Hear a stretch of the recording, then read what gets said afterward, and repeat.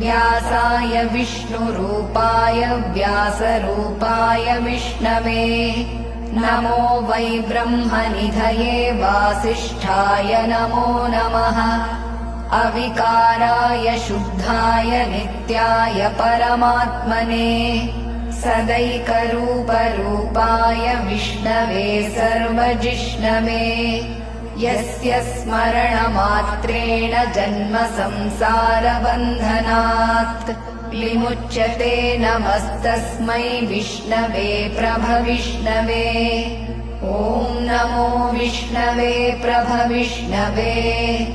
श्रीवैशम्पायन उवाच श्रुत्वा धर्मानशेषेण पावनानि च सर्वशः युधिष्ठिरः शान्तनवम् पुनरेवाभ्यभाषत।